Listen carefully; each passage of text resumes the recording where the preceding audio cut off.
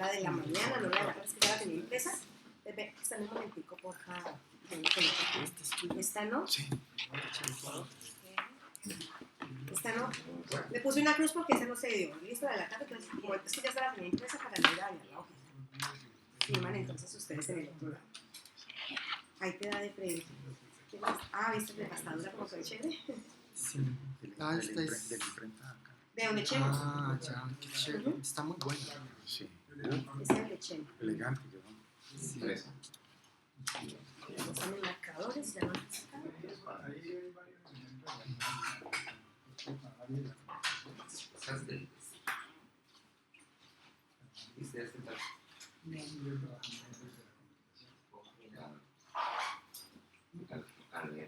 Bueno, te vamos arrancando ya para esta jornada del día de hoy.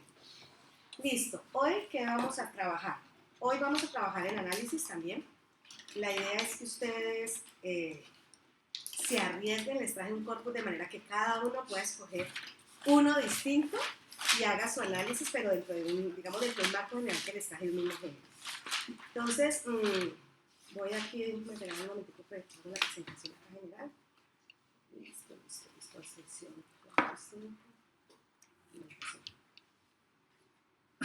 Necesito que para la próxima semana vayan leyendo lo de Perelman. Vamos a empezar con Perelman primero, luego trabajo, pues me había pedido el favor Beatriz que trabajara primero Van Emeren, porque como ella tampoco va a estar, entonces de pronto hago el cambio de Van Emeren y luego trabajo tú, ¿listo? Para hacer los ajustes allí, porque ella necesita ¿qué? Necesita como tener esos elementos de análisis, y lo vamos a cambiar.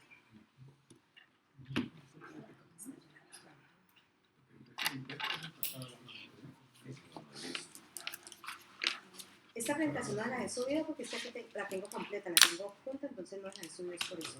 Pero ya les voy a explicar entonces acá.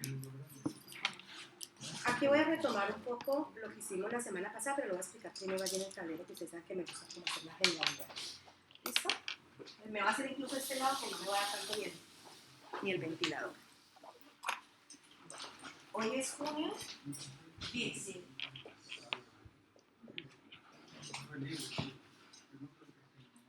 Listo. Para hoy lo que vamos a hacer es lo siguiente. Ustedes me empiezan a poner las cosas como no tengan que volver. Ah, por lo que tú estás allí. Bueno, pero ahí sí ya creo que alcanza, ¿cierto? Bueno. Listo. ¿Hoy qué vamos a hacer? Hoy vamos a hacer análisis. Esa es como la propuesta del día de hoy. Y en esos análisis que vamos a hacer, entonces vamos a completar el modelo de dinámica. Entonces, ¿qué es lo que vamos a hacer? Ya sabemos toda la parte que hemos venido trabajando. Hoy nos vamos a centrar en el modelo de dinámica social e enunciativa. Recuerden que en ese modelo de dinámica social lo que vamos a hacer es, uno, trabajar los componentes de ese modelo. Los componentes o planos, ¿cierto? Pongámosle planos para que no se coloquen los componentes. Los planos de la situación de la dinámica social e enunciativa, este modelo que propone la propia Martínez. Y dentro de este modelo, que yo voy a echarle tinta a eso, está como clarito,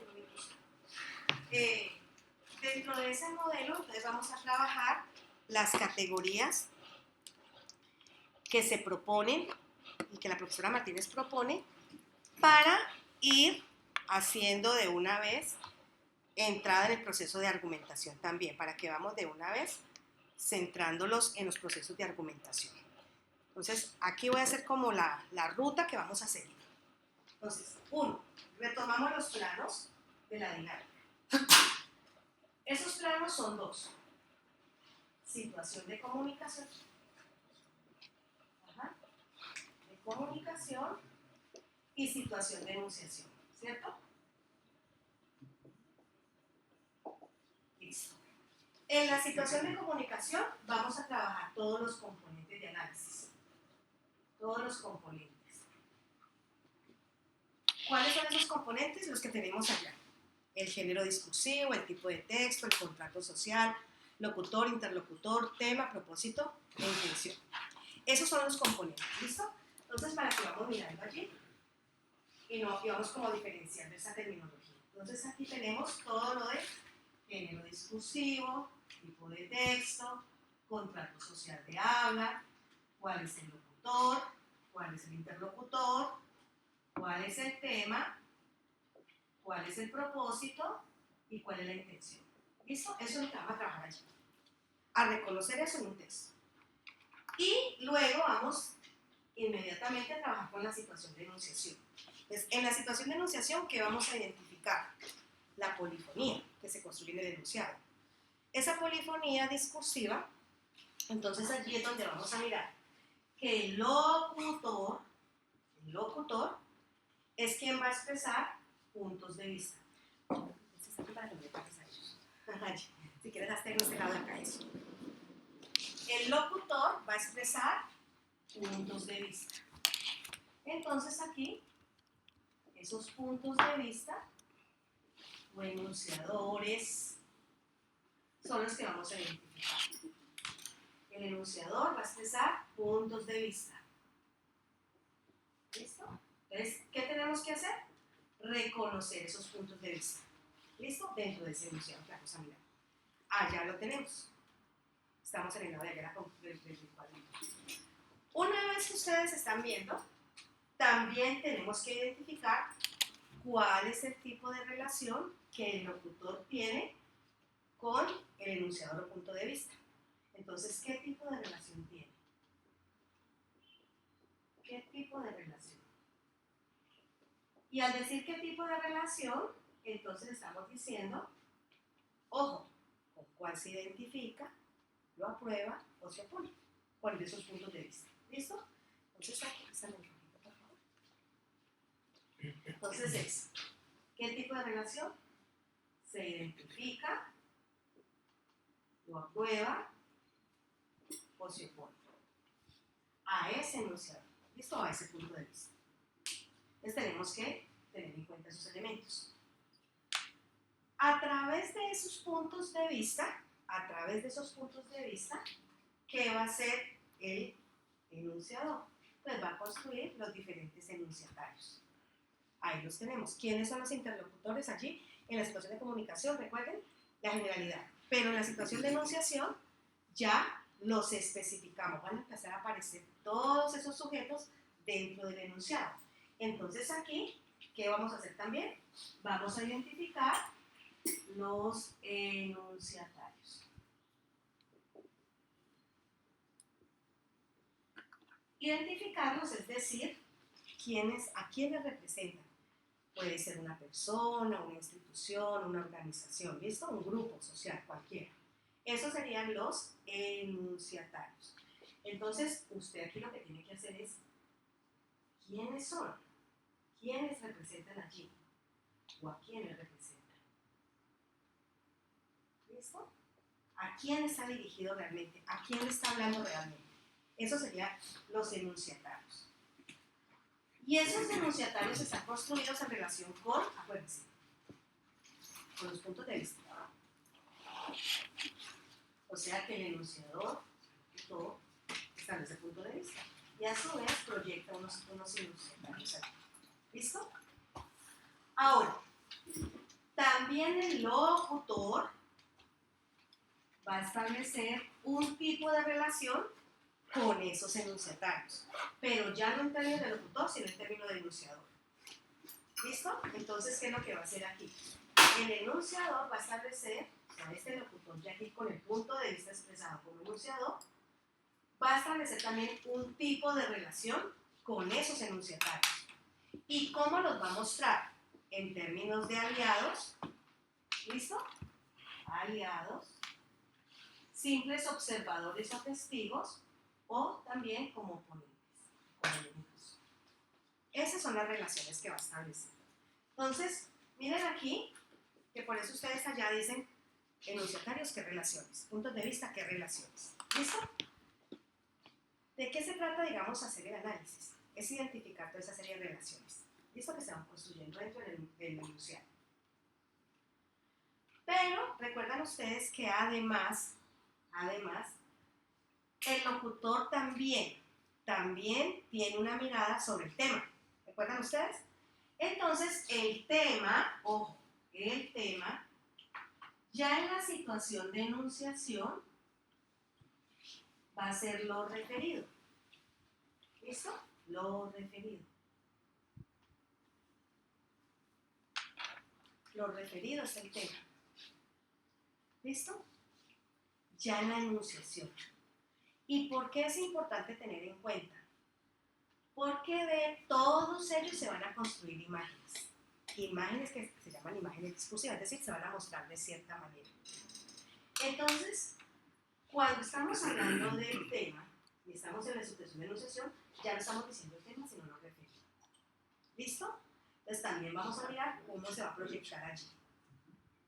Y recuerdan que hablábamos del tercero, que el tercero, como en el modelo de María Cristina, profesora María Cristina, ella plantea que además en ese tema puede aparecer las voces ajenas, como otro participante más del acto comunicativo. Entonces aquí también van a aparecer esas voces ajenas, pero esas voces ajenas se llama el tercero en la situación de enunciación. ¿Listo? Entonces aquí voy a agregar aquí para que ustedes lo tengan en cuenta. En toda situación de comunicación aparecen unos que participan, o sea, unos participantes de ese acto comunicativo. Entonces, ¿a quiénes tenemos? El locutor, el interlocutor, el tema, y Martínez agrega la voz ajena. O sea, 4. ¿Listo? Digamos que esos 4. En la situación de enunciación es donde vamos a ver cómo se construyen las relaciones sociales. Cómo es que se va a construir toda esta polifonía aquí, cómo es que van a, digamos, en cierta medida, a mostrarse las tensiones sociales dentro del mismo enunciado. Entonces ella dice, el locutor plantea puntos de vista sobre ese tema. Esos son los enunciadores. Son puntos de vista.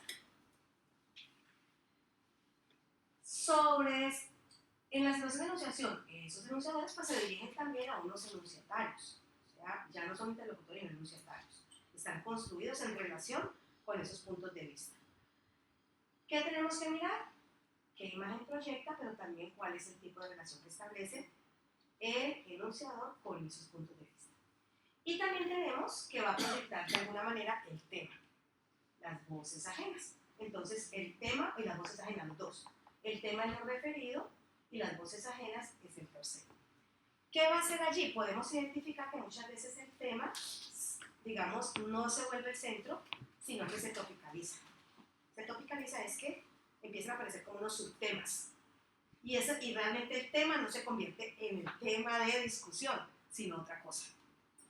Es ahí donde hay que tener cuidado en esos cambios que pueden suceder. ¿Qué tenemos que hacer? ¿Para qué se analiza todo esto? ¿Para qué? Para dar cuenta de las imágenes discursivas. Allí es donde estamos hablando de construcción de imágenes discursivas. O sea, la manera como nos proyectamos en el discurso. Se construyen unas imágenes. Y esas imágenes, recuerden que eso tiene que ver con lo que llamamos etos. ¿Listo? Las imágenes que proyectamos. Una imagen de dictador, una imagen de buena gente, una imagen de alguien solidario. ¿Listo? ¿Cómo se ve? También aquí, el locutor va a establecer un tipo de relación con este tema y con esas voces ajenas.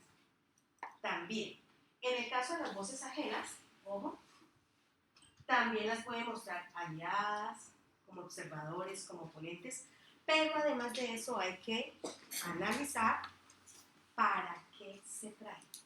¿Para qué trae esas voces? ¿Para qué? Ahí sería dar cuenta de la función que desempeñan esas voces en el texto. ¿Listo? Entonces, cuando ya miramos el para qué las trae, qué función desempeña, ¿cómo las analizo? El estilo en que se presenta esa voz. Si aparece en estilo directo, en estilo indirecto. ¿Listo? O libre. Entonces allí miremos la función que desempeña. De todos ellos tengo que tener en cuenta, hacer análisis. Cuando estamos hablando que del tema, la imagen que se proyecta, acuérdense cuando estamos hablando de acá del tema, la imagen que se proyecta es en función de si ese tema es necesario, es obligatorio, es verdad, es una verdad, o sea, desde las modalidades. Entonces, ¿desde dónde se construyen esos temas? Eso es lo que analiza uno allí. ¿Desde dónde? Entonces, desde la certeza, la duda, la necesidad, obligatoriedad. Eso es lo que analiza uno. Ahí analiza las modalidades, las posibilidades. ¿Y esto aquí con qué lo podemos analizar? Las modalidades a través de los verbos, los modales. Uno puede darse cuenta allí. Debe, es posible, se necesita, es necesario. Todo ese tipo de expresiones me van dando un indicio para mirar si este tema desde dónde se está construyendo. ¿Hasta aquí me siguen? Bueno. Entonces, teniendo todo esto, mira entonces lo que hay que analizar. Siempre los tipos de relaciones. Con las voces ajenas lo mismo, de aliadas. Y aquí hay algo que hay que tener en cuenta, de observadores, de oponentes, es que muchas veces, aquí donde ya dice que hay que tener mucho cuidado, porque muchas veces la voz ajena se convierte en el tema, lo dicho por alguien. Puede llegar a suceder que lo dicho por alguien se puede convertir en el tema de ese enunciado. ¿Listo? Entonces allí prestar mucha atención a eso. Puede ser que fulanito dijo algo y eso se convirtió en el tema. O sea que se trae una voz para volverse el tema de discusión y construir imágenes. ¿Listo? Aquí está la generalidad de lo que uno tendría que identificar en la situación de comunicación y enunciación. Y esto, ella le agrega además categorías para analizar. Ay, gracias. Las categorías de análisis que están dentro del modelo, ella propone analizar por un lado las tonalidades y por otro lado las dimensiones. ¿Listo? Tonalidades y dimensiones. O sea que ella presenta que para poder hacer como una lectura completa de ese enunciado que vamos a analizar, pues entonces también identificamos estas dos. ¿Las tonalidades para qué me sirven? Me sirven para evaluar ese discurso. Entonces, la tonalidad me evalúa el tono que toma ese discurso. ¿Cuál es el tono? Un tono de rechazo, un tono de burla, un tono de una evaluación, puede ser. ¿Cuál es el tono que toma eso? Y recuerden que las tonalidades son 3, ¿no? ¿Recuerdan? Las 3, ¿no? ¿Cuáles son? Receptiva, intencional. Intencional, cuando se hace un énfasis en el yo, ¿no? Yo me quiero mostrar dentro de ese discurso. Entonces, ¿con qué lo analizo? Actos de habla. Entonces, si hay un predominio de los actos de habla, digamos, asertivos, posiblemente va a predominar la intencional. O sea que aquí lo que quiere es mostrarse el locutor. Aquí está fuertemente el locutor. Quiere, ojo, él, la imagen que quiere mostrar es la de él. Fuertemente él quiere mostrarse de cierta manera. En la predictiva, sería 1, 2. En la predictiva, ¿en quién está el énfasis? En el tú, o sea, en el interlocutor, ¿cierto? ¿Con qué se analiza? También con los actos de habla. Pero especialmente, ¿qué tipos de actos de habla? Los directivos. Aquí están los asertivos, declarativos de uso. Ustedes tienen el instrumento de análisis. Y aquí tenemos, en el tú, entonces tendríamos más los relacionados con los directivos. Pero yo les digo a ustedes, siempre tengan en cuenta la primera columna y la otra. Recuerden las columnas de las tonalidades. Y la tercera tonalidad es la apreciativa.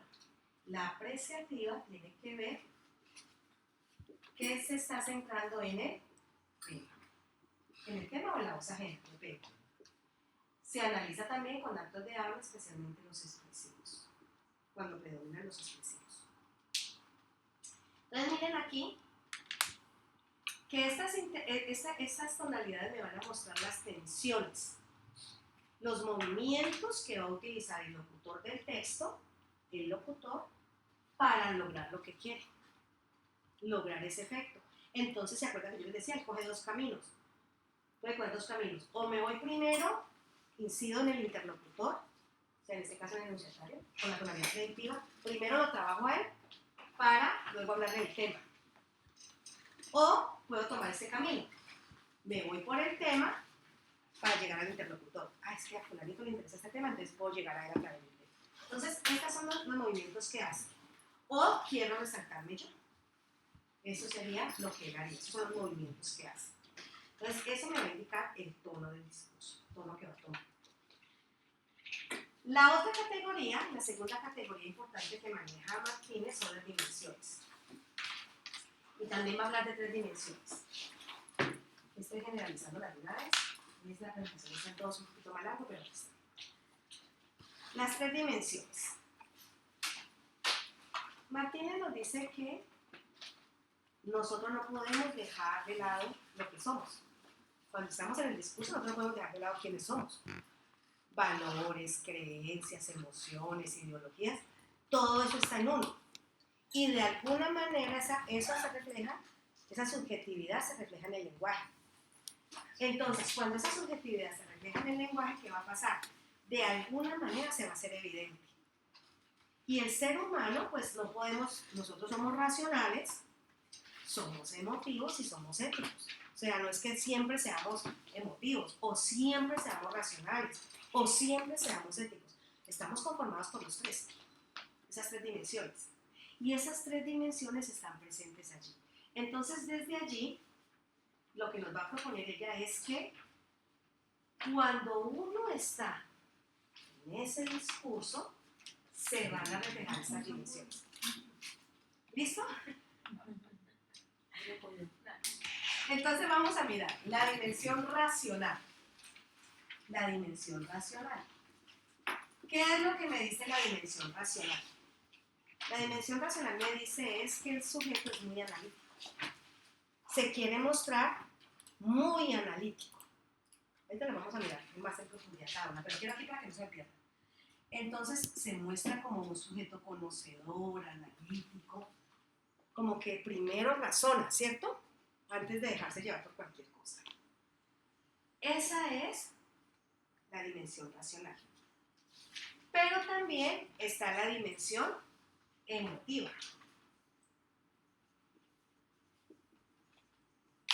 Y la emotiva es cuando nosotros nos dejamos llevar por las emociones. ¿Sí o no? ¿A quién le da alegría que anoche encontraran esos niños? ¿No te dio alegría? Claro. Ella está preocupada por el perro. Ahora yo también estaba preocupada por el perro. Yo, ay, encontré a mi el perrito. Ahora el perro. El- No lo encontraron. ¿Ya lo encontraron? No, pues No lo han encontrado. Entonces, estaban los niños, pero no dice, ¿y el perrito? El perrito. Exacto, mucha alegría, pero ¿y el perrito dónde está? Entonces, nos dejamos llevar por las emociones. Es un sujeto que no solamente se deja llevar por las emociones, sino que muchas veces por las pasiones. ¿Qué es distinto? Claro, es porque ya es como casi fanático. Usted se entra en peleas con el otro porque es de tal o cual partido político, porque su candidato ganó o no ganó. Ahí ya hay una mayor fuerza. Es casi como que usted no tiene la razón y yo sí la tengo a partir de las emociones. ¿Listo? Y por último está la dimensión ética. La dimensión ética o axiológica. En esa dimensión ética lo que dice es que prima el sujeto, que es mucho más equitativo, mucho más justo, mucho más ponderado, es decir, como más equilibrado, como que no se deja llevar tanto por una cosa en la otra, sino que es un sujeto que ante todo antepone los valores. sujeto de valores. O sea, aquí la vida, la responsabilidad, la democracia, lo que sea. Entonces, es un sujeto de valores. Y deja desde allí sus opiniones, ver todo. En un mismo discurso se pueden presentar tanto las tres tonalidades como las tres dimensiones. ¿Listo? Se pueden presentar. Usted como analista, ¿qué tiene que hacer? Que hay una que de pronto va a predominar sobre las otras. Entonces, uno puede decir, uy, en ese discurso él se está mostrando muy emotivo, pero también ético. O puede ser muy emotivo y también racional. Y no es que esté loco, es porque así es. Entonces, cuando ya tenemos esto, ustedes aquí también tienen sus instrumentos de análisis, estas son las categorías que propone Martínez. Pero como también estamos viendo argumentación, entonces, ¿qué está diciendo ella? Lo que dice es lo siguiente. Todo este sujeto que se está construyendo, ojo, plantea este locutor desde ese rol, plantea unos puntos de vista, construye unos enunciatarios, construye una imagen de sí y de los otros, ojo, muestra con todo eso un tono, una tonalidad de ese discurso, pero también se muestran desde las dimensiones. ¿Cómo argumenta? Entonces, ¿cómo argumenta? Aquí es donde se va a plantear la relación con la argumentación. Entonces, lo que propone la profesora Martínez es una relación entre la argumentación y las dimensiones. Si yo me estoy mostrando de pronto muy racional, pues eso incide también en la manera como yo voy a argumentar. O si por el contrario yo estoy muy emotivo, pues también incide en la manera como voy a argumentar. Entonces aquí es donde ella plantea que existe una relación entre enunciación, que es todo esto, y argumentación. Esta es la relación que ella plantea. Existe una relación entre toda esta enunciación de acá con la argumentación. Y entonces allí es cuando ella acude a los modelos de argumentación más conocidos, el de Tullman, Perelman y Van Emeren, que ellos trabajan la teoría de la argumentación. Ojo, la trabajan. Ellos no trabajan nada de esto de acá, de puntos de vista. Ellos no trabajan nada de eso. Ellos trabajan es argumentación. Van Emeren trabaja la plasmadialéctica. Entonces, ¿aquí qué pasó? Tullman, entonces vamos aquí a mirar. Ella lo que toma los últimos, digamos, grandes argumentadores. Entonces toma de la analítica, toma a Tullman.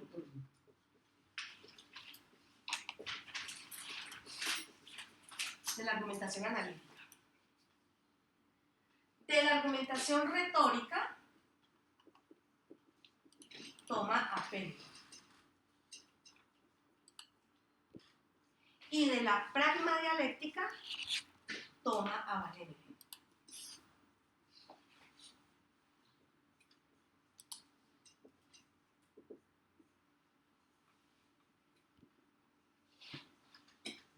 ¿Listo?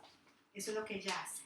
Ella toma a estos tres grandes estudiosos de la argumentación para integrarlos en su modelo. Entonces, ¿ella qué va a decir? Estos señores trabajaron la argumentación y cada uno propuso algo distinto. ¿Qué propuso Tullman? Voy adelantando de manera general. Tullman propuso un modelo para analizar el esquema lógico de la argumentación. ¿Cierto? Él analiza la parte semántica del argumento, el esquema semántico del argumento. Es decir, qué relación hay entre los datos y que me lleve a esa conclusión. Eso es lo que él va a plantear. Él se plantea un esquema semántico del argumento y propone un modelo para analizar la argumentación analítica. Él dice, este es el modelito. Para llegar a una conclusión se deben tener unos datos, ¿cierto? Para llegar a una conclusión se debe tener unos datos. Y a hay algo que va implícito que se llama ley de paso o garantía,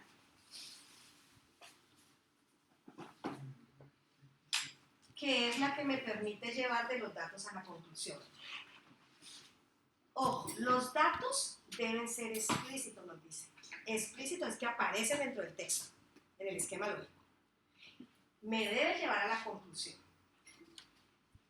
Y la ley de paso de garantía se mueve en diferentes dominios dependiendo del tema tratado y es implícita. Esta es implícita. Cuando estemos trabajando ya pues profundizamos allí, pero esto es implícito. Y depende del dominio, porque tú no hablan de dominio, no habla de géneros discursivos. Ojo con eso. Entonces, ¿qué pasa?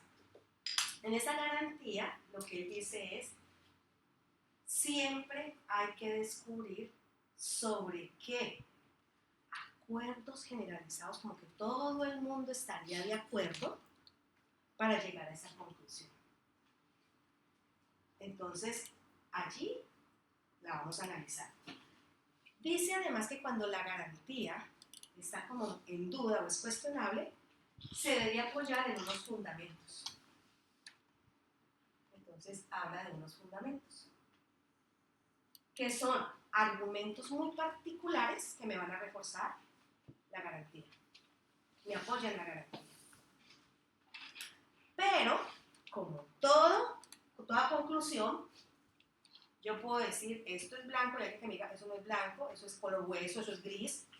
Entonces, aparece una reserva. Y la reserva se evidencia con un adverbio modal. Un adverbio modal, modalizador. Así analiza o propone Turing analizar los esquemas. Tiene entonces estos elementos básicos. Tiene datos, conclusión, garantía. Cuando la garantía está muy débil, se apoya en los fundamentos. Pero también una conclusión me puede llevar a algo diferente y se evidencia, o sea, se llama reserva y se evidencia a través de un adverbio modal. Ese es el modelo de Turing. Luego lo que uno va a hacer es identificar en esos textos, en el texto que uno está analizando, esos elementos.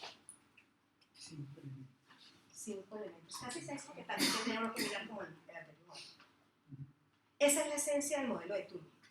Es muy esquemático y es muy lógico. Él dice que la argumentación debe ser muy lógica. A ver, ¿cuál es la conclusión? ¿Cuáles son los datos? ¿Cuál es la garantía que hay allí de fondo? Entonces, desde allí no me voy. Hola, Julia. ¿Cómo estás? Entonces, aquí, eso es lo que nos trabaja Turing. Entonces, Martínez, ¿qué hace? Martínez dice, yo puedo analizar cualquier discurso desde la enunciación, todo esto lo puedo analizar desde la enunciación. ¿Y qué hago yo? Ella lo que hace es lo siguiente. Ah, listo. ¿Cuál es el punto de vista? ¿Cómo fue que argumentó? Ahí es donde ella incluye la argumentación. Entonces, ¿qué dice? Miremos cómo ese punto de vista argumentó.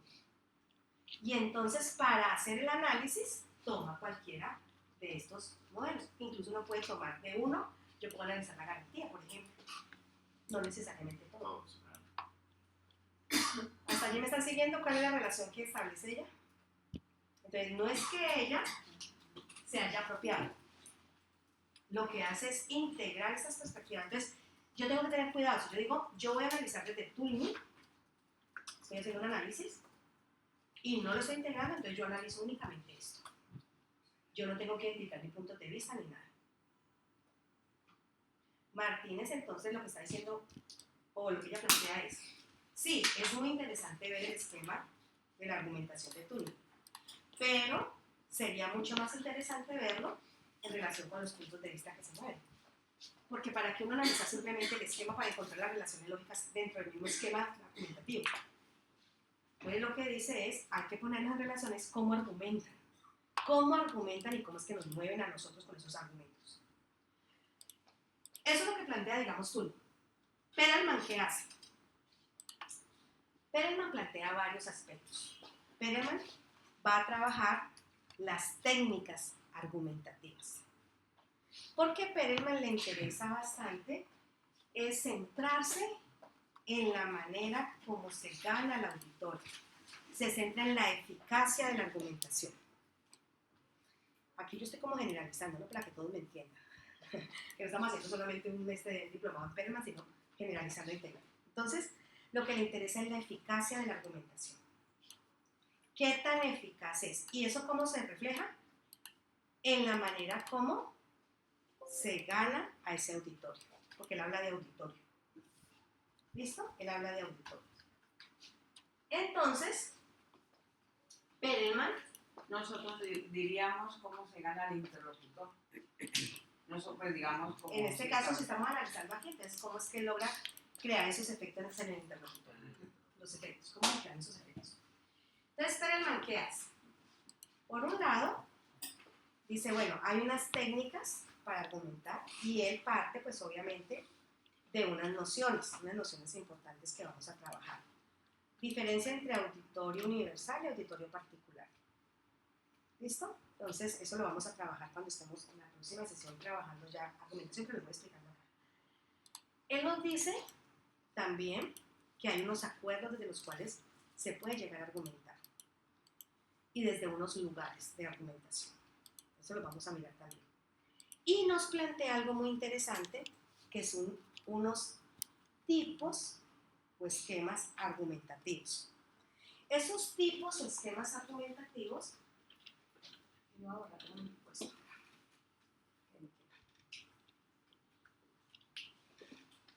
Estos tipos o esquemas argumentativos, por acá esto.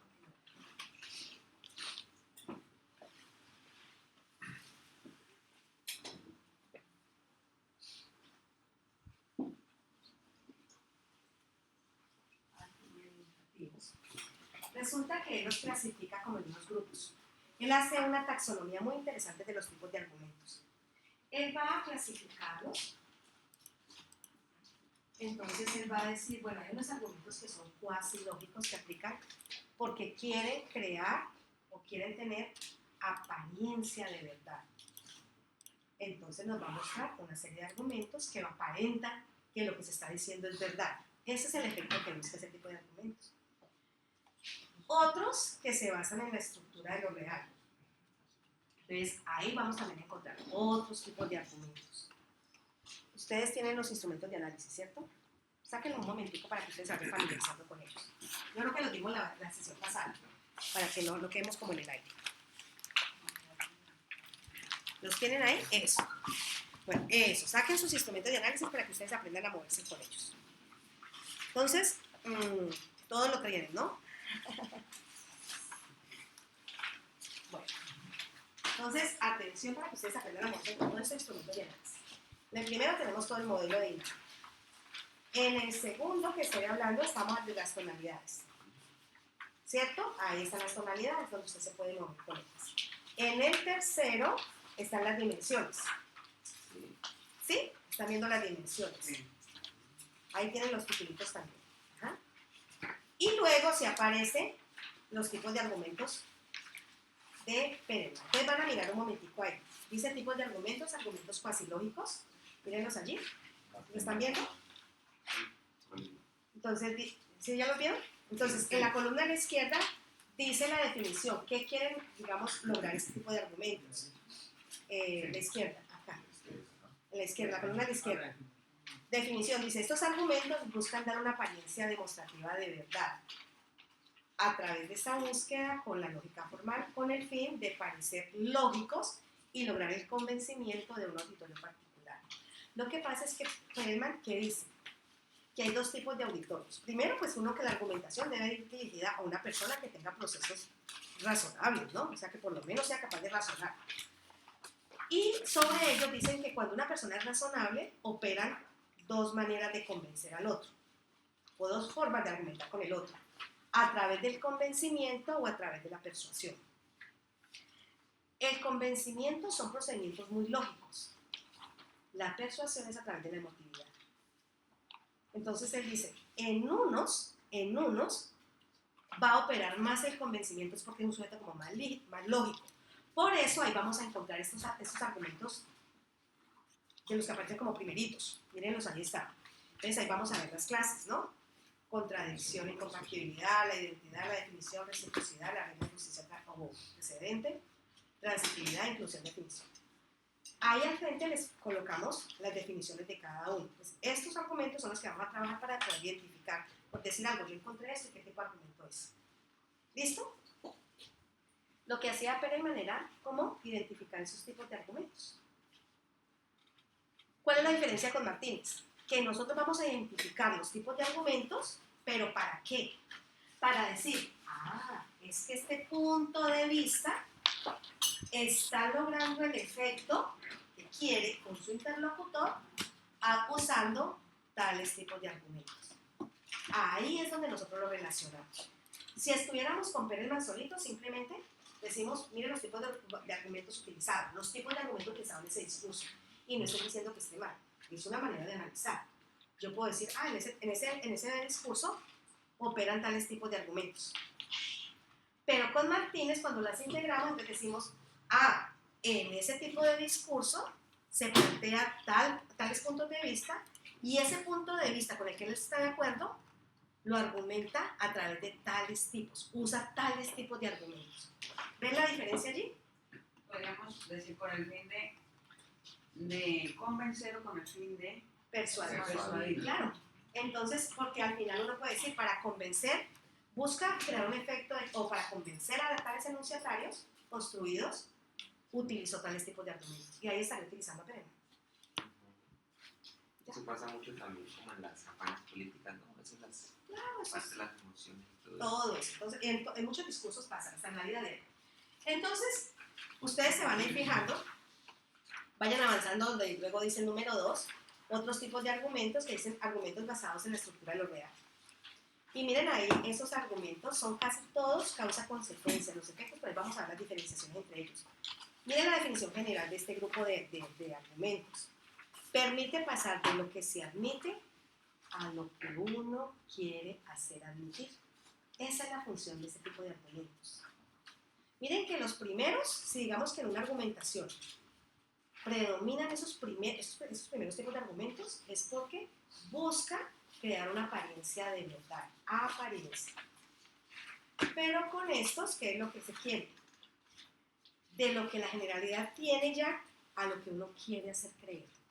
Eso es distinto.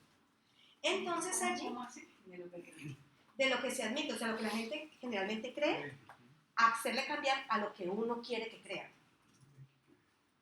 O sea, los estoy moviendo para que piensen. Usted ya tiene un pensamiento, tiene una creencia, lo que usted ya tiene definido. Pero eso tiene que uno quiere que piense. Pero, exacto, ¿qué quiero yo que usted piense? Como Mover. por ejemplo, Mover, persuadir, realmente persuadir. como por ejemplo, tú eres un ganador, Ese tipo de cosas puede pasar muchísimo. Pero no solamente en ese tipo de discursos, sino que coach y todo eso, pero no solamente en eso. También pasan en otros, ¿no? Tú eres una persona muy responsable, muy seria, muy disciplinada. Usted es un mal estudiante, entonces ¿qué le está diciendo? Bueno, que crea que es así para que cambie. Entonces usted le está diciendo eso, aunque no lo sea. El otro dice, uy, sí, entonces le voy a demostrar que yo sí soy así. Entonces empiezo a dar mis tareas, ¿sí o no? Entonces, miren, ¿en cuál? la programación neurolingüística. Programación neurolingüística también puede pasar muchísimo más. Entonces todas esas categorías empiezan a funcionar allí y se mueven allí. Muchos argumentos que ustedes van a encontrar allí que son los que más se utilizan. Argumentos causa-efecto, lo están viendo. Argumento pragmático, medio-fin, argumentos por autoridad. ¿Listo? Si en un discurso, digamos, prevalecen muchísimo ese tipo de argumentos, está buscando eso. Ahí es donde uno analiza argumentación con enunciación. ¿Listo? Ahí es donde uno busca analizar esa argumentación con enunciación. Ahora miren el tercer tipo de argumentos. En el tercer tipo de argumentos, estos fundamentan o establecen la estructura de lo real. Mira qué es lo que quiere decir eso. Son argumentos que buscan establecer o provocar generalizaciones a partir de casos particulares. Si pasó una vez, entonces usted quiere hacer creer que eso ya es la generalidad. ¿Qué es una generalidad?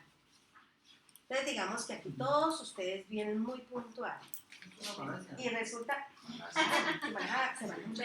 entonces resulta que un día llegó Fulvia tarde. Entonces yo digo, no, pero es que ese grupito sí que le falta puntualidad. Generaliza. Entonces Pues generaliza. esos hombres son iguales. Todos los hombres son iguales. Todos los hombres son iguales. Ah, la estatura de guante. Que sirva para algo. La frase. Entonces miren que se buscan generalizar a partir de un caso particular. Eso es lo que se busca con este tipo de argumentos. ¿Cuáles se utilizan ahí? Mírenlos ustedes. El ejemplo, la ilustración que digamos se diferencia básicamente en que la ilustración es un ejemplo pero que busca volver eso que es abstracto a algo concreto y entonces va acompañado de gráficos, imágenes, algo que ayude a mostrarle al otro lo que yo le quiero explicar. Entonces, ¿qué pasa? Cuando yo creo algo, estoy explicando algo muy abstracto. Por ejemplo, yo aquí estoy explicando cosas abstractas. Y yo quiero, de alguna manera, como todo eso abstracto, plasmarlo. Entonces, aquí utilizo la ilustración. Esto es una ilustración porque va llevando, de alguna manera, para que usted vaya viendo esa relación. Entonces, acompaña muchas veces a través de una foto, de un gráfico, de una imagen. Cuando se acompañan los textos con eso, tienen una función. Porque de todas maneras están buscando mostrarle al otro. Como la caricatura. Como la caricatura. En la caricatura uno podría decir, claro, la ilustración a la imagen ayuda muchísimo a ver también, a conectar cosas de información que se no ve. Entonces allí tendríamos eso. Tenemos el argumento por el modelo. Y, por supuesto que allí también surge el antimodelo. Ay, yo creo que el café está así, por ahí está. Ahorita lo pasamos para acá, sí, ahí pueden sacar. Entonces resulta... Me siento en Halloween. Tan rico. Entonces miren que allí a veces el modelo se puede tomar también como algo a servir para bueno, y cuando no es tan bueno, entonces el antimodelo para justificar cosas. Entonces luego, pues esto lo vamos a ir analizando. Y aparece la analogía y la metáfora. Y el último esquema es el de las disociaciones. Ese es el otro tipo de argumentos. Las disociaciones funcionan en términos de nociones o conceptos. Ojo, cuando se quiere cambiar la esencia de un concepto por algo nuevo.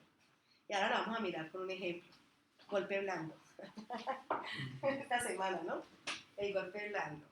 ¿Qué es lo que pasa con esos términos? Si aparece el primer término en una disociación, ¿qué es lo que se busca? Si yo tengo... Miren, aquí hay una definición, pero esa definición, ¿cómo la manejada? Aparece en dos términos. Tradicionalmente nosotros asociamos golpe De estado. de estado. El segundo término es el que se quiere imponer como nuevo. Es el nuevo término que se quiere imponer. El significado de este nuevo término se quiere imponer asociado al primero. Y ahora vamos a mirar el ejemplo que les tengo allí. Entonces, cuando uno dice golpe de estado, entonces uno asocia a quién va a dar el golpe de estado. ¿Quién es el que da el golpe de estado? Pues los militares. Pero en este caso, golpe blando, hay una ruptura con esa noción que se traía que afecta en lo profundo del concepto y el cambio se va a dar a través del segundo término. Eso es lo que llamamos una disociación. Ustedes se acuerdan, ahorita que lo vamos a analizar también, allí tienen el ejemplo. Ustedes se acuerdan también cuando en gobiernos pasados hablaban de que la paz es una lucha. La paz es una lucha. Hay que llevar la guerra para poder hacer la paz. ¿Qué es lo que nos querían imponer entonces? La noción misma de paz. Centro democrático. Pero les decía, hace algunos años nos querían imponer eso. Entonces, ¿qué pasa? La paz es una lucha, la paz es una guerra. Entonces, la noción de paz, que es una noción que usted tiene una connotación, significado distinto, tranquilidad, lo que sea, que es muy distinto a lucha o guerra. Y la lucha entonces implica pelear, guerrear, entonces se impone el segundo término. Es un oxímoron que uno...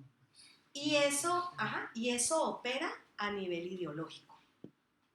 Entonces lo que va a hacer es a mover las ideologías, imponer un universo diferente conceptualmente para que cale en la mente de las personas.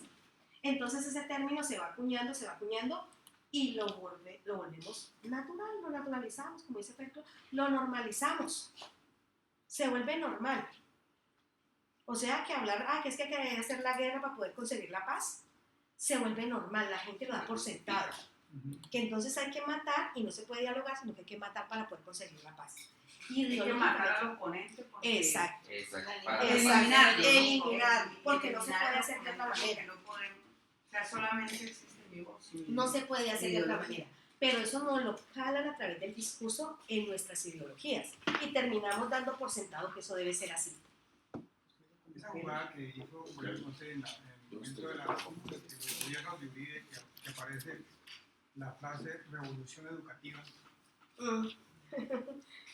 utiliza la palabra pues, que... Revolución es un revolcón, pero ¿en qué sentido? Y además en lo educativo, pero ¿a punto de qué? La revolución que había en su momento. En su momento. Entonces empiezan a hacerse unos cambios ideológicos. Que ahorita es la paz total, ¿no? La paz total. Entonces ahora, ¿qué pasa? Cuando nosotros, como decía, cuando nosotros hemos oído hablar que quieren al presidente darle un golpe blando, todos, la generalidad dice golpe de Estado. Y es lo que traemos todos, ¿cierto? Ideológicamente, un conocimiento más profundo, menos profundo, pero por lo menos lo relacionan con algo que tiene que ver con eso. Pero cuando se cambia el segundo término, se introduce ese nuevo término para lograr un cambio de mentalidad, pero esto son dos universos conceptuales distintos. Y así se argumenta también. Ya vamos a mirar a qué corresponde realmente esto. ¿Listo? Esas son las disociaciones, que es otro de los tipos de argumentos que propone Perelman. Entonces, ¿cuál es la idea cuando estamos mirando? También con ese podría ser de pronto golpe bajo, por ejemplo. Pero es distinto, porque vamos a mirar ahora qué pasa con el blando. No, el bajo ya está como muy instituido. No, porque es que cuando él lo utiliza, está en un contexto específico y hay unas referencias a unos sujetos sociales específicos. Ahorita lo vamos a mirar. Hay que tener en cuenta eso. ¿Listo? O sea que en un discurso, el locutor puede utilizar todos estos al tiempo, estos modelos. Que quiera. Según el efecto, porque acuérdense cuál es la finalidad según este tipo de argumentación retórica. Convencer. Ganar a toda costa. Ganar, y en eso consiste la eficacia de la argumentación. Que yo logre el efecto en usted. Si yo no logro el efecto, entonces mi argumentación no fue eficaz. Eso es el objetivo que propone. Entonces dice, usted tiene una gama, que es lo que él hace, una gama de argumentos. Entonces, mire cuál utiliza. ¿Por qué? Porque si yo le estoy hablando a alguien que es mucho más analítico, mire los que puede usar y cómo los puede usar. Pero si este otro es mucho más emocional, mucho más emotivo, pues entonces utilice estos. Y puede manejarlos de tal o cual manera. Es que ahí le está diciendo cómo los puede manejar. O usted puede hacer énfasis en esto, o puede hacer... Porque, por ejemplo, los de causa-efecto son los que más se utilizan en la argumentación. Y es lo mismo, usted mira o decide en qué enfatiza, si en la causa o la consecuencia. Si usted quiere mostrar la causa porque le conviene más, entonces hace fuerza para mostrar la causa y ocultar la consecuencia. Pero si quiere mostrar la consecuencia, puede desviar la causa y no hacerle tanto énfasis y muestra más la consecuencia. Usted maneja con eso. Argumentos medio-fin. Es el famoso dicho que el fin justifica los medios. ¿Se acuerdan? Entonces, esos argumentos, ¿qué se vuelve medio? ¿Cuál es el fin? Y muchas veces lo intercambian, ¿no? El fin se puede volver un medio para lograr tal cosa. Eso es lo que se hace con la argumentación. Entonces, lo que hace Perelman es darnos como toda esta gama de argumentos que usted puede usar en su argumentación. ¿Cómo los incorpora Martínez? Como ya le dije. Listo. Si yo encontré este punto de vista de la enunciación, ahí donde articulamos enunciación y argumentación, si esta, frente a tal tema, me está planteando este punto de vista, ¿cómo lo argumentó? ¿Qué tipo de argumento pudo haber utilizado? Y eso tiene que ver muchísimo con la forma como yo decido argumentar. Bueno, ¿cómo vamos viendo hasta allí la relación con la argumentación? Interesante, chévere. ¿Sí? ¿Qué es lo que vamos a ir? Para que ustedes vayan una vez entrando como, bueno, ¿y cuándo es que vamos a ver su argumentación? ¿Qué es esto? Entonces, ahora viene el modelo de Van Emeren, que es el otro modelo.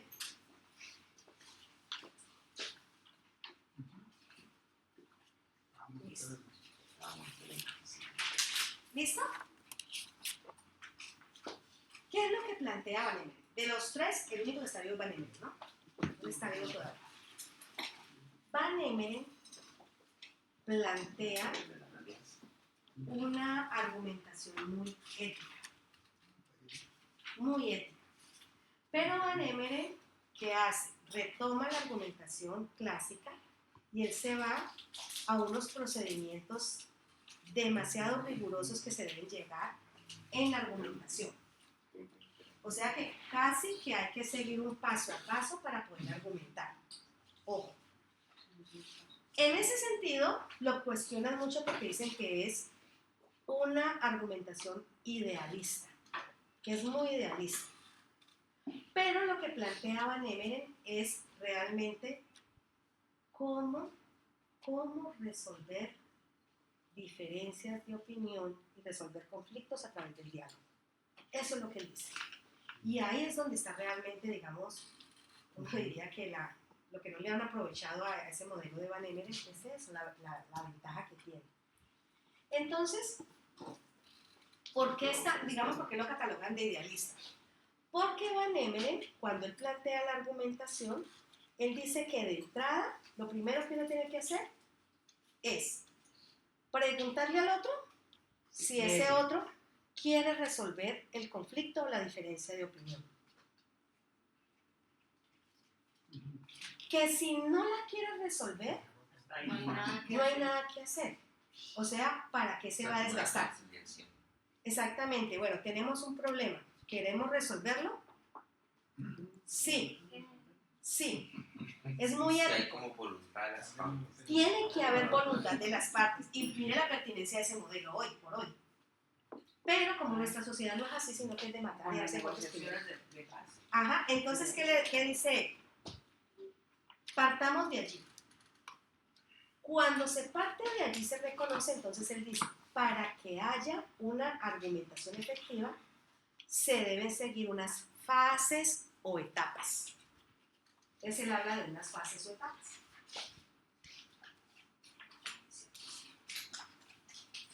Entonces él habla de unas fases.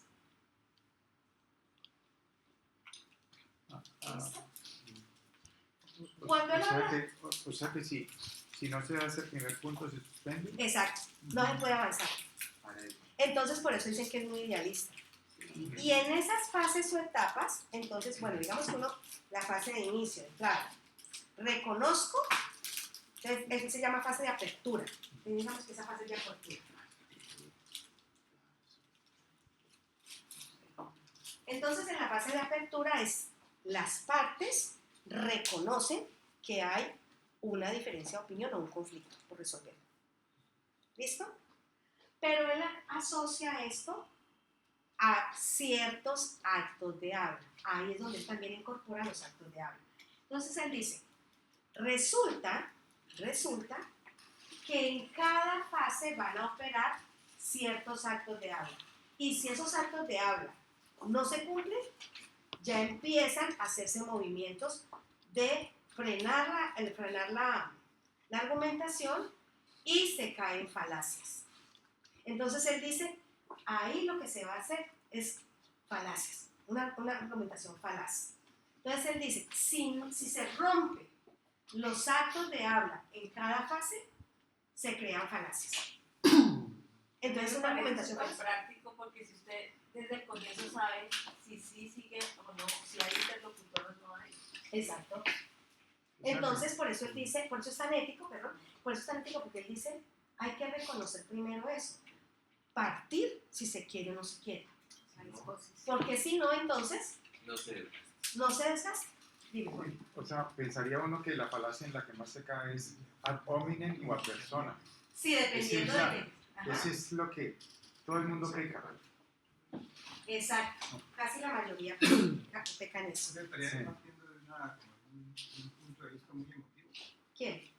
Él, al decir que solo si el otro quiere. No, es muy También ético. racional. Es Sí, muy no, ético, no es muy quiere. razonable. Es razonable. Lo que plantea es razonable. No es emotivo, sino porque yo le digo, bueno, Entiendan qué sentido. Yo en ese momento no sé cuál es el problema. Sí que hay un problema. Quiero resolverlo. Pero si no sé el problema, pues no lo racionalizado para tener la respuesta. Y yo le digo, bueno, resolvámoslo. ¿En qué punto se ubica? El inicio está, no hay un inicio racional para decir. Sí, porque reconocer. Totalmente racional. es reconocerlo. Eso es lo que hacen cuando se sientan en la mesa de negociación. Claro. ¿Hay o no hay? No hay, listo. ¿Qué más racional que eso? Claro, porque es decir, usted razonablemente está dispuesto a hablar. Primero tiene que reconocer, por eso dice, si hay un conflicto o una diferencia de opinión. De hecho, es parte de las diferencias de opiniones. Por eso dice, esto se puede utilizar desde la vida cotidiana. Sino que como él lo plantea, precisamente los críticos dicen es que es muy riguroso, es muy esquemático, porque si se parte la apertura, usted no puede escuchar, otro dice, ¿y para qué? Como decimos nosotros, ¿para qué quemar pólvora en gallinazos? ¿Para qué? ¿Para qué desgastarnos si usted no quiere reconocer? Entonces dice, tiene que partir de la voluntad de cada uno que racionalmente, usted quiere resolver la diferencia. Por eso, dice, ojo con las falacias, es que el problema es tal cual, que si usted no quiere resolver, entonces usted va por falacias para desviarse todo el tiempo y querer usted ganar. Entonces dice, no. ¿Por qué no puede hacer eso? Porque resulta que en el momento en que usted lo haga, pues entonces usted quiere llevar la ventaja. Claro. Y es lo que él está diciendo, no llevemos ventaja. Pongamos las cartas sobre la mesa, Un equilibrio. un equilibrio muy ético, seamos sujetos racionales y razonables y negociemos. Porque es la única manera que nos puede llevar a una sociedad a convivir en armonía, porque es aceptar que somos diferentes y que tenemos opiniones distintas. Pero entonces, ahí es donde se dice, ¿dónde está la diferencia? ¿Por qué estamos peleando? Ah, pues yo no sé, es que yo creo que tal. Usted cree, entonces mire, usted partió de una Una creencia. creencia. Usted supuso tal cosa. Entonces, donde él dice, aclaremos las cosas. Queremos arreglar. Entonces, ¿qué hace? Una vez se reconoce y se acepta que existe una diferencia de opinión, entonces no puede violar ciertos actos de habla, porque eso es lo que él dice. No se pueden violar los actos de habla. Pasa a la segunda etapa, que es la de argumentación.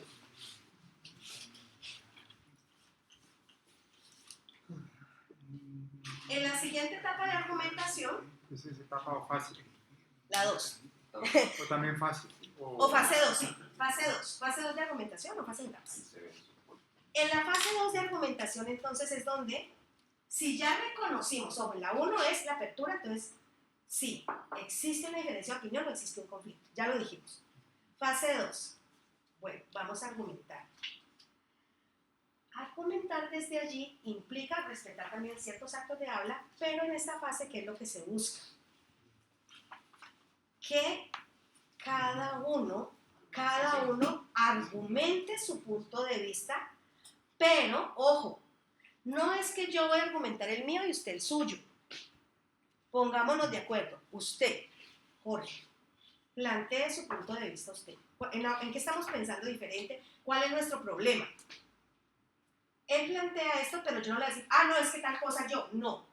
Tengo que escucharlo a él y tengo que dejar que él diga sus argumentos, pero yo no le voy a poner mi punto de vista, sino lo que yo hago es escuchar y contraargumentar, con el que viene la fase 3. Incluso si lo interrumpe, ahí ya se está rompiendo los Exacto. Es lo que acuerdo. Exacto. Entonces, ¿por qué? Porque también pueden aparecer ciertas falacias en cada una de ellas. Es lo que él dice. Van a aparecer bonitos falacias que se van a intentar aparecer allí. Entonces, no es que yo tenga un punto de vista. Usted, porque siempre deja la tapa del sanitario abierta. Yo no la dejo abierta. Oiga, Eso se queda ahí. Se queda sola. No, usted siempre la deja. Entonces, listo. Escuchemos. Yo no tengo que decirle sí, usted siempre lo deja, sino, no, yo la encontré abierta y tengo que escucharlo. ¿Cuáles son sus argumentos?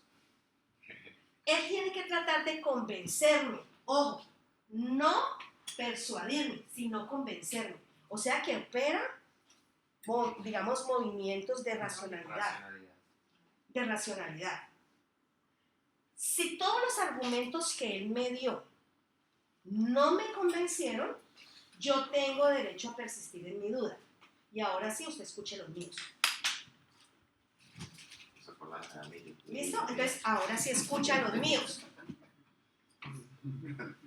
Entonces, ahí viene también esa contraargumentación. Entonces, es como ir desglosando los puntos de esa argumentación y vamos argumentando y contraargumentando. Y ahí es donde él dice, exacto, es muy ideal. Entonces, por eso es que lo cuestionan. Pero donde este modelo funcionara, la sociedad podría ser muy diferente.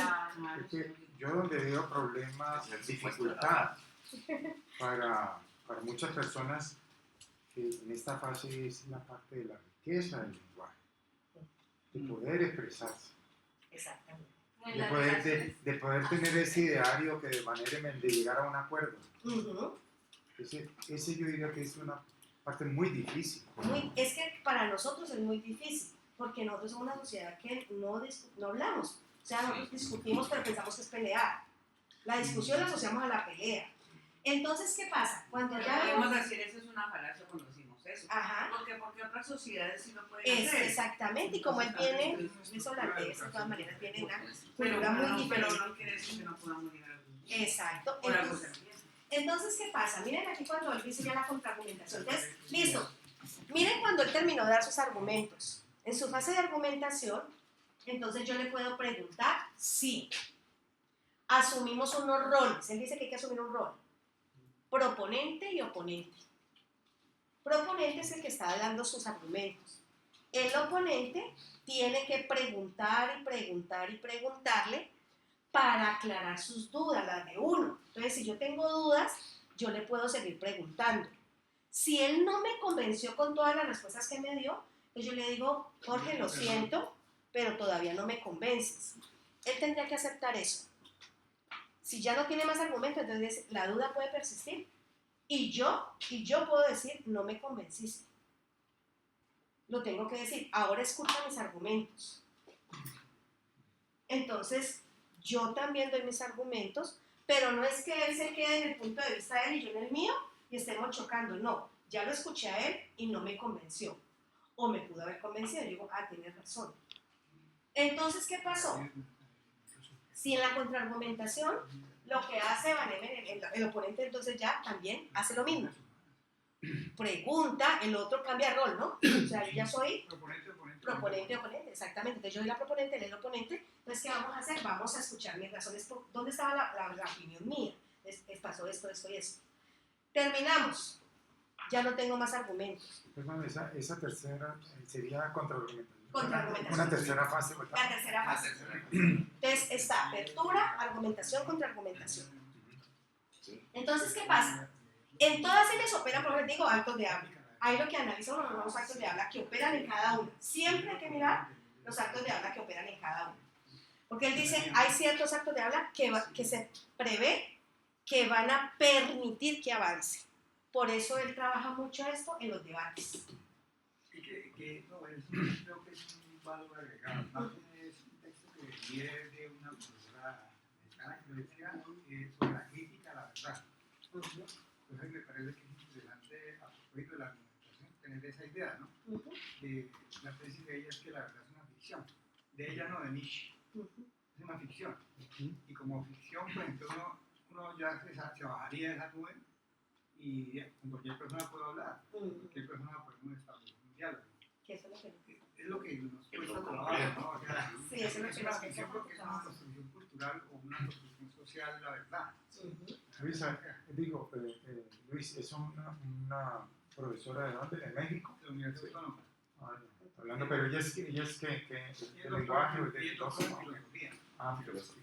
Yo diría, la verdad es un efecto del discurso. Por eso es interesante. La apariencia de verdad que lo que dice es con el nombre. Claro. Bueno, entonces sigamos aquí. Entonces, Sí, listo, sí, ya cambiamos de rol, ¿cierto? O el Y en esos roles, entonces yo contraargumento y entonces ya Jorge tiene todo el derecho de preguntarme y yo tengo que responderle. Es decir, es sincerarnos. Pero, ¿cuál es el riesgo? Las falacias. Él dice, se van presentando falacias. Entonces, usted, ¿qué es lo que dice él? Ojo, porque en todo tiempo está allí como acechando la falacia y es lo que no va a dejar avanzar. Porque son puros movimientos falaces los que está intentando. Estoy aquí, entonces como yo veo que me va a ganar, es que es usted, siempre es usted, como usted no cree en mí, entonces me voy por las emociones, lo ataco y me descargo con otro tipo de falacia. Entonces, exactamente, entonces comienzo y me desvío. Entonces lo que dice él, eso es lo que no deja avanzar. Listo. Terminé de dar mis puntos de vista. ¿Qué pasó? Puede que lo haya convencido y dice, sí, Graciela, tenés razón. O te puede decir al final, no tienes toda la razón, no me convences del todo. Pero lo que él dice es, hay que decirlo. Entonces viene la etapa de cierre. En la etapa de cierre, entonces en la etapa de cierre, se debe de explicitar, ojo, se debe explicitar si se resolvió o no la diferencia de opinión. caso cerrado. Caso cerrado. Pero Pero se que debe algo explicitar. interesante acá, hablamos que en las comunidades indígenas hay un decir interesante y es que uno solo entiende después de 3 días. Ajá. Entonces puede dar el caso pues, que uno desde ya con esa cosa que me decía. Entonces, eso es cierto. Entonces dice allí, en el cierre. ¿Qué pasa? Pero, o sea, cada etapa se tiene que cumplir, por eso es que dicen que es muy idealista. Entonces terminamos y en este caso, entonces, ¿qué dice? En la etapa de cierre también deben operar ciertos actos que garantizan, pero se debe explicitar. ¿Y qué es lo que se debe explicitar? Jorge tenía la razón. Tú no dejaste la tapa del sanitario abierta. Tenía la razón. Ganaste. Ojo, hay que decirlo. Hay que decirlo que ganó, que tenía la razón. Pero Y esa, nosotros, ahí donde el problema. esa puede ser una estrategia, ¿no? Porque había un rector que nos decía a nosotros, cuando tenía dificultades con los compañeros, decía, pero usted tiene la razón y ya. No, y con pero eso no, pero se está viendo que no. Claro, y con Claro. eso se quitaba, decía, usted tiene la razón. Y eso sí que pasa en el discurso, ¿no? Y así se cerró, Entonces pero no no hay ha habido. Y lo que Nunca dice hubo. él, O sea, no hubo apertura, sí.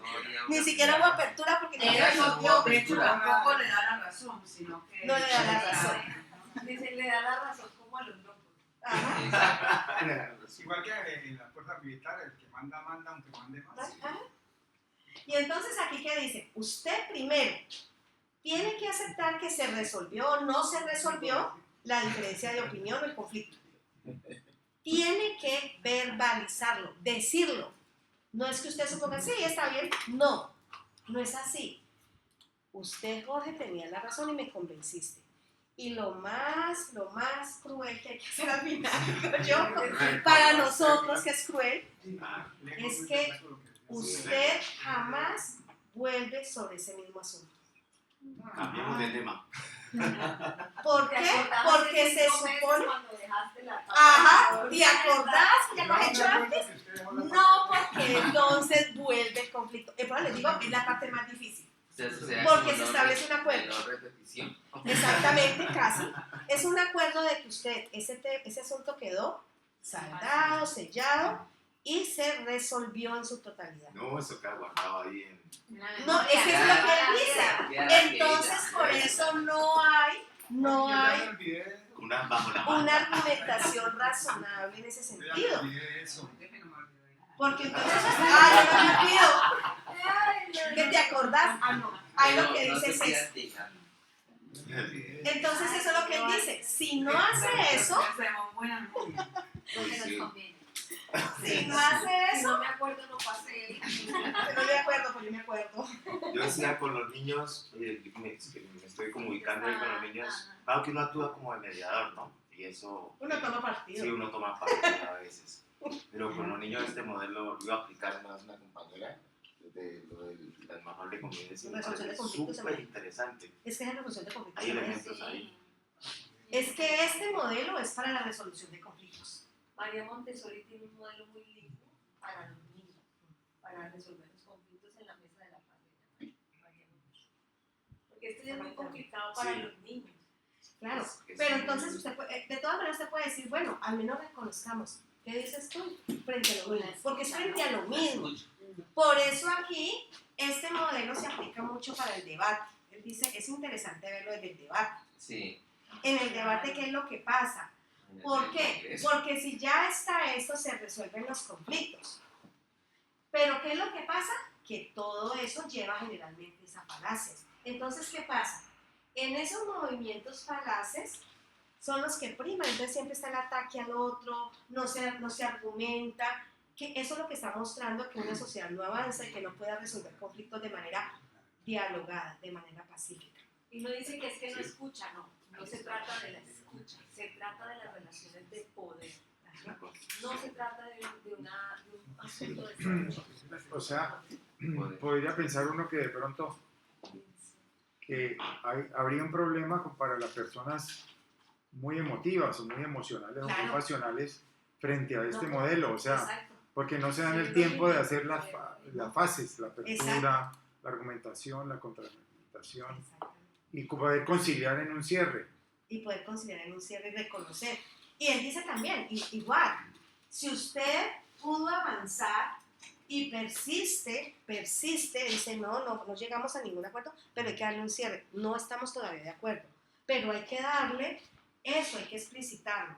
Porque generalmente incluso, él dice, hasta en las relaciones personales, familiares, uno pelea y como que da por sentado que el otro ya es contento y problema, sigamos para adelante y no se habla en ese tipo de cosas. Entonces, miren que este modelo lleva efectivamente a una resolución de conflictos siempre y cuando se cumplan esas etapas.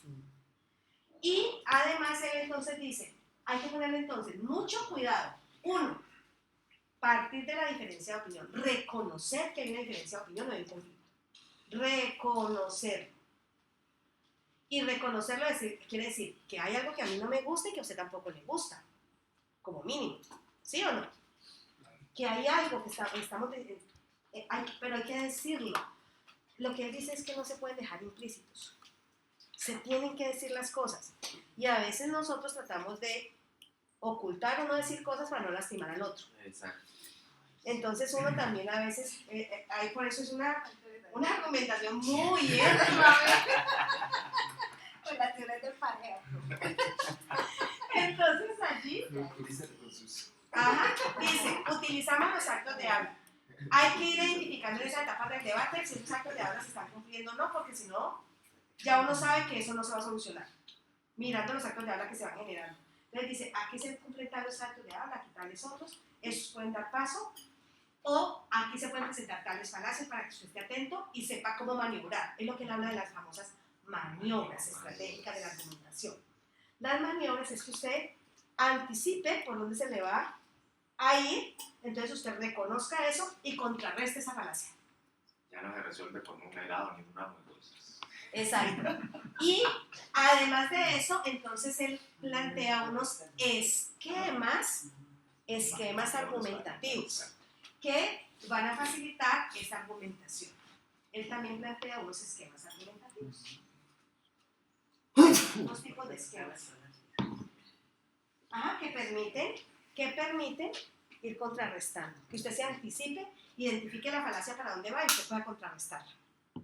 Ese es el modelo de Van Emmeck. O sea, bueno, no sé, pienso yo, podría uno pensar que las parejas que se separan no hicieron un buen Van Emmeck. Exactamente, no tuvieron a Van Emmeck. Lo hubieran llamado. Lo hubieran llamado. Y realmente esto resume, digamos que toda la relación entre enunciación y argumentación. Sí, hubo un tercero que tuvo una muy buena argumentación. Ajá. O sea, ya por la emotividad. Bueno, entonces miren acá. El referido. Cuando ustedes ya tienen todo esto, entonces cuando uno tiene su corpus de análisis, uno es el que decide qué es lo más pertinente para analizar. Si Sí, en Exacto. eso estoy bien. Para no hacer todo eso. No, es que usted no hace todo. Claro. Simplemente el modelo le está diciendo a Martínez, mire, ¿cómo puede usted integrar la enunciación a la argumentación? Porque yo puedo tomar, si yo no estoy tomando el modelo de Martínez, yo puedo tomar cualquiera de sus esquemas. Sí. Yo puedo decir Porque, algo. digamos, por ejemplo, en el caso de política pública, a mí me parece que sería tuyo. Porque, digamos, como hay datos, está Muy la lógico. garantía y todas esas cosas, Es muy lógico. me parece que es como más lógico. O sea, Ujú. finalmente se Exacto. tomó esa decisión, pues por estos Y bajo tales cifras, sus garantías. datos y esas tales garantías. Exacto. Pero no quiere decir que uno pueda decir, con qué tipo de argumentos. Porque ese Exacto. tipo de argumentos están enfocados en la manera como se percibe a un otro. Ujú. ¿A quién voy a lograr convencer? Entonces, por ejemplo, en los casos de debates y resolución de conflictos, este es muy pertinente, bastante pertinente este modelo. Usted puede tomar la categoría que quiera. Un ejemplo, yo me puedo centrar en las falacias. Profe, también digamos que se podría pensar que para cada género y cada tipo de texto habría un modelo más pertinente. Eso lo da el corpus. Realmente lo da el corpus y el tema. O sea, usted como analista diría, bueno, aquí es más fácil tal cosa, Ah, ok. tal fácil tal otra. Puede ser que para algunos sí va a ser más pertinente, pero no necesariamente. No necesariamente. No necesariamente. Yo podría coger también, si yo quiero, yo digo, voy a analizar en mi discurso, quiero analizar, por ejemplo, la relación, quiero analizar el tono, eso es uno. Puedo analizar, digamos, esta relación, sí, es la que vamos a mirar también, que eso ya les voy a explicar cómo lo organizan ustedes. Entonces uno dice, yo quiero trabajar solamente en eso y no voy a trabajar tonalidades. Un ejemplo, lo podría hacer también. Yo quiero trabajar las garantías que funcionan. ¿Solamente puedo trabajar garantías? Sí, también lo puedo hacer. Quiero reconocer algunos tipos de argumentos, no solamente. Entonces miro, fulanito detrás está planteando este punto de vista, desde qué dimensión lo planteó, qué tipo de argumentos utilizó, lo puedo hacer. Es decir, que usted es libre de escoger lo que usted quiera para su análisis. Pero me llamó la atención lo que decía el compañero Cristian, ¿Uh? pensando pues en nuestro trabajo. No podía meter yo entonces allá a Manemere en el sentido de ir a analizar un texto como una norma o una orientación de tipo político. Depende si está un debate, si hay una cosa que se está discutiendo, sí, porque tendría que haber un debate, porque tiene que haber argumentación y contraargumentación, y partir de la diferencia de opinión. Entonces, digamos que por eso lo plantea que es muy pertinente en la parte del debate. Aquí se plantea muchísimo la parte de los debates. ¿Listo? Se puede aplicar en cualquier otra, pero los debates son muy pertinentes también. Ojo, retomando entonces todo, ¿cómo es el análisis final que usted haría? ¿Qué es lo que nos dice Martínez? La situación de comunicación me revela. Yo ya tomé mi discurso, entonces, ¿qué me muestra? La legitimidad de ese discurso, es decir, el rol social. ¿Quién lo está produciendo? ¿Qué es lo que están haciendo allí? Y toda la situación de enunciación, miren, todo esto relacionado con la argumentación, con la situación de enunciación, me construye la credibilidad del sujeto. O sea que ser creíble es una construcción discursiva. Claro.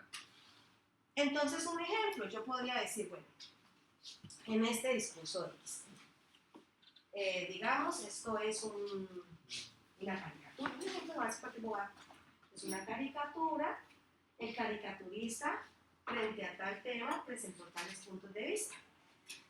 Como él se identifica con este punto de vista, a través de eso construyó a tales enunciatarios. Construye como aliados a tales enunciatarios y como, digamos, oponentes a tales otros. Se muestra desde una tonalidad predictiva, ¿cierto? Y desde la dimensión emotiva. Un ejemplo.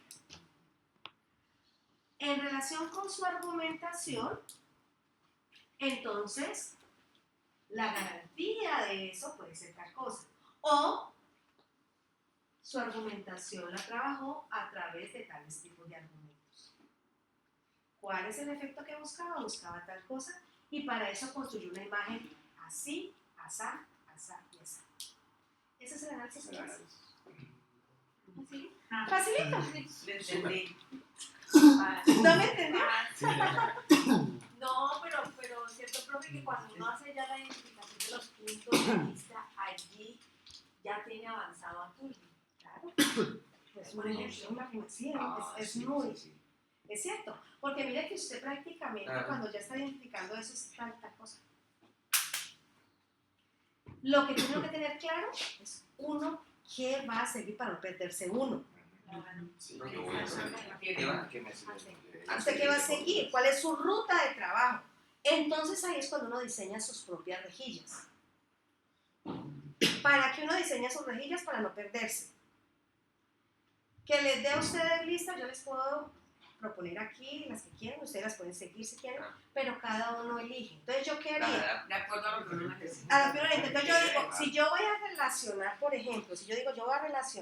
ejemplo, supongamos aquí, voy a relacionar dinámica social con argumentación, o sea, voy a hacer esto, voy a relacionar enunciación con argumentación.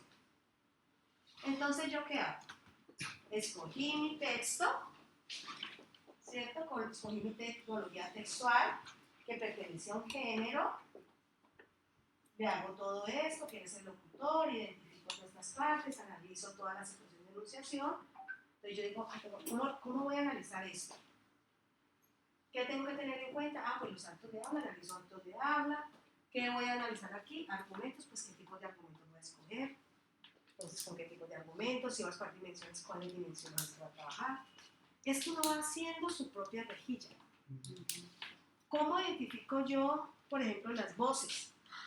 Es que yo voy a mirar las voces ajenas. Pues para identificar las voces tengo que tener en cuenta el estilo de esa voz. Entonces yo diría, tengo que tener en cuenta en qué estilo se presenta, si es en estilo directo o indirecto. ¿Ya? Uno tiene que ir teniendo en cuenta todos esos elementos y va haciendo la relación. Esa es la palabra mágica. Bueno, cuarto para las 10. Paramos un momentico, los 15 minuticos, y ahorita hacemos análisis. Es lo que vamos a hacer ahora. Pero, profe, nosotros nos vamos a poner